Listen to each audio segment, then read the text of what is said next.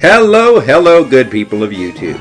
It's February 2nd, 2015, and I'm your host, Wolf Tiger, and I'm bringing to you another fine episode of The Things That Make You Go, the series that takes an editorial, and sometimes sarcastic, look at the realm of video games and technology. So let's get started, shall we?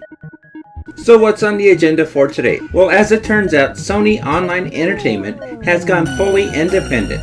The MMO maker of Planetside 2, H1Z1, and DC Universe Online has broken away from Sony and is now looking forward to making multi-platform games, such as titles for the Xbox One. Let me get you more details on this story. From GameSpot.com, we see the following. Sony Online Entertainment, the company responsible for MMOs such as Planetside 2, H1Z1, and DC Universe Online, has broken away from Sony and is now operating as an independent company. The extraordinary transition was made possible after Columbus Nova, an investment managing firm based in New York, had bought out the company for an undisclosed sum. This means that effective immediately, SOE will operate as an independent game development studio, where we will continue to focus on creating exceptional online games for players around the world, and now as a multi-platform game company, the studio wrote. Yes, that means PlayStation, Xbox One, mobile, and more. John Smedley, the president of the company, has already stated his intent to make Xbox One games on Twitter. So, Sony Online Entertainment breaks away from Sony themselves to form their own independent company to produce multi-platform games. Pretty big news. Pretty devastating for Sony, wouldn't you say? Well, not exactly. Why?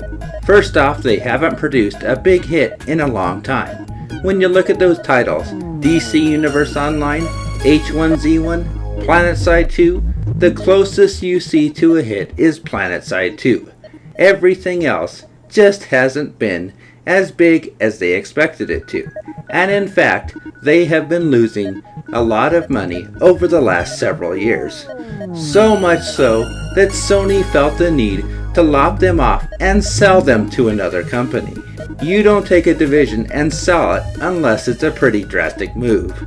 Unless that portion of your company feels like so much of a downer that you have to get rid of it. We're not talking about, oh, we can downsize this portion or we can do something else with it. No, they totally got rid of it.